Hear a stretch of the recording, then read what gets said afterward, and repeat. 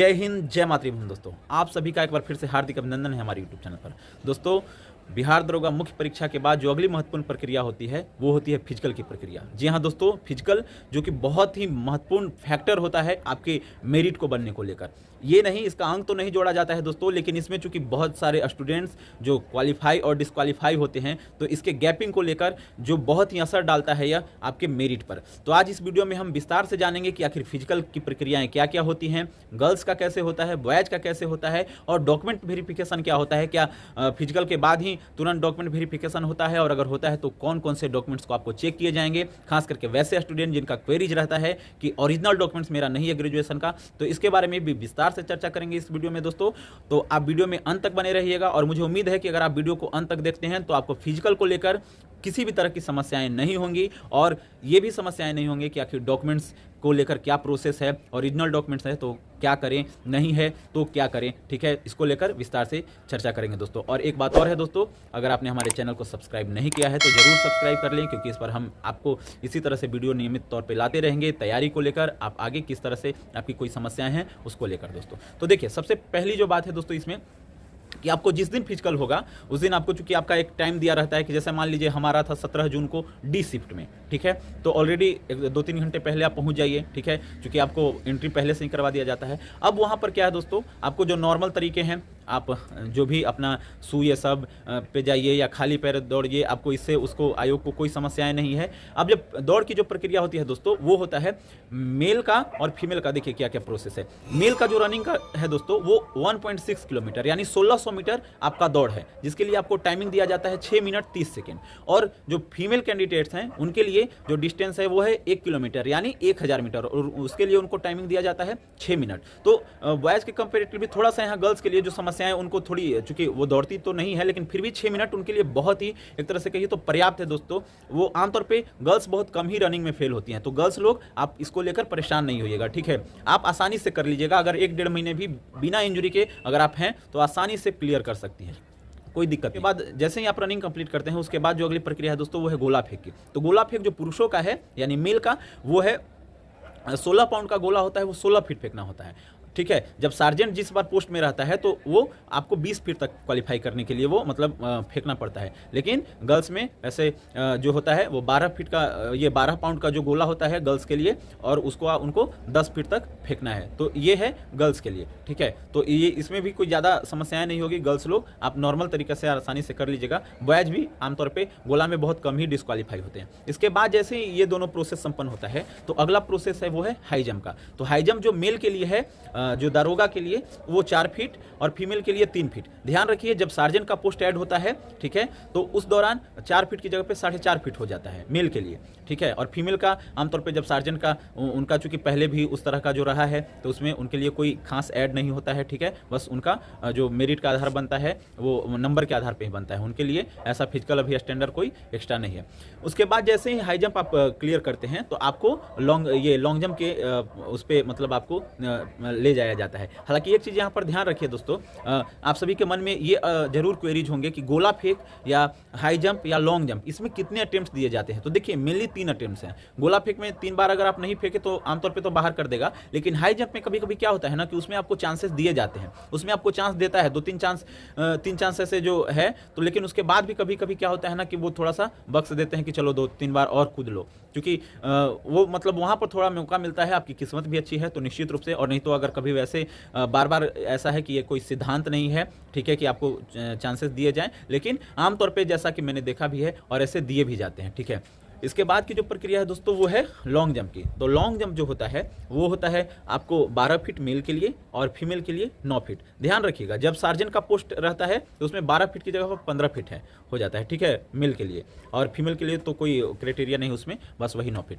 तो ये है। अब जैसे ही आप ये सब संपन्न हो जाता है, ठीक है, ध्यान दीजिएगा लॉन्ग जंप थोड़ा सा गर्ल्स के लिए वो थोड़ा सा प्रॉब्लम क्रिएट करता है, तो इसलिए आप लोग थोड़ा सा अलर्ट होकर लॉन्ग जंप पर विशेष फोकस कीजिएगा। ओके गर्ल्स लोग, तो और बॉयज के लिए वही है, और वहाँ पर थोड़ा सा अटेम्प्ट्स आपको ज़्यादा नहीं दिए जाएंगे। ध्यान रखिएगा लॉन्ग जंप में। ठीक है। ये नहीं कि आप आसानी से इसको लेते रहिएगा, फॉल कर कीजिएगा। यहाँ पर थोड़ा सा बाई द वे मतलब चेक किया जाए या ना जाए, लेकिन वहाँ आपको पार कर लेना है, उसका थोड़ा सा अलर्टनेस के साथ ध्यान रखिएगा, ठीक है।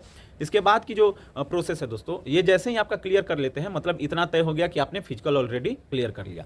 इसके बाद आपको लाया जाता है वहाँ पर हाइट, ये सब जो चेक होता है वहाँ पर, चूंकि आपके हाइट चेक किए जाते हैं वहाँ पर, फिर गर्ल्स का भी जो हाइट का क्राइटेरिया है कैटेगरी वाइज, वो सब बस ऐसे ही चेक किया जाता है, मतलब मशीन के सामने वैसे ही खड़ा हो गए। वेट, तो वेट चूंकि गर्ल्स के लिए 48 kg जो मिनिमम है, तो उसको भी मतलब वहाँ पे चेक किया जाएगा, ठीक है। उसके बाद हाइट चूंकि हो ही गया, वेट हो गया, और उसके बाद क्या है कि पुरुषों का वो चेस्ट चूंकि मेजरमेंट किया जाता है, तो उसमें क्या है कि कैटेगरी वाइज आप देख रहे हैं स्क्रीन पे, तो उस अनुसार से आपको वो किया जाता है। उसके बाद आपको फुलाकर 5 सेंटीमीटर आपको मेजरमेंट किया जाता है। ध्यान रखिए, यहाँ पर आपसे अगर थोड़ी बहुत समस्याएं होती है तो यहाँ पर भी आपको रिलैक्सेशन दिया जाता है, आप थोड़ा सा पुशअप वहाँ पर कर आराम से वो कर सकते हैं। मतलब इसमें छटने की संभावनाएं लगभग 9 के बराबर है, खास करके मैं बता दूं चेस्ट ये सब में, ठीक है।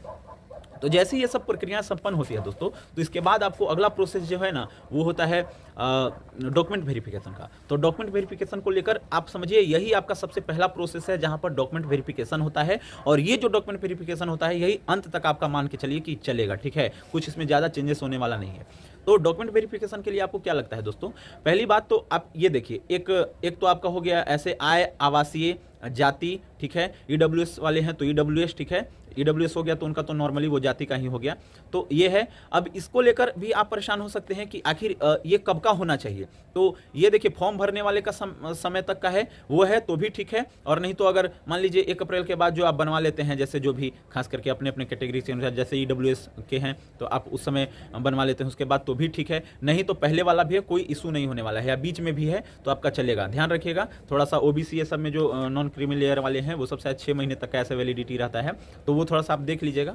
तो इसको लेकर यही है। अब उसके बाद आप जो है आपका मैट्रिक का सर्टिफिकेट चेक किया जाता है दोस्तों। ध्यान रखिए, एक मैट्रिक का जो सर्टिफिकेट यानी मूल प्रमाण पत्र होता है वो चेक किया जाएगा, और मार्कशीट, ठीक है। ध्यान रखिए, मूल प्रमाण पत्र जो आपको बाद में वो जो हाई स्कूल से है जहां से आपने किया है, मतलब जिस जगह से वहां से आपको मिलता है, तो वो सर्टिफिकेट यानी मूल प्रमाण पत्र, और एक आपको मार्कशीट ये दिखाना होता है, मतलब उसका सबका फोटोकॉपी रखिएगा, आप समझ लिए ना। और उसके बाद इंटर का कोई भी डॉक्यूमेंट चेक नहीं किया जाता है, ठीक है। लेकर आप ऐसे जा सकते हैं, लेकिन इंटर से उसको कोई विशेष मतलब नहीं है। उसके बाद आपका ग्रेजुएशन का चेक किया जाता है। अब यहीं पर समस्याएं हैं बहुत सारे स्टूडेंट को कि आखिर ओरिजिनल या फिर प्रोविजनल किससे काम चलेगा। तो देखिए, ग्रेजुएशन का जो है आपका वो चेक किया जाता है।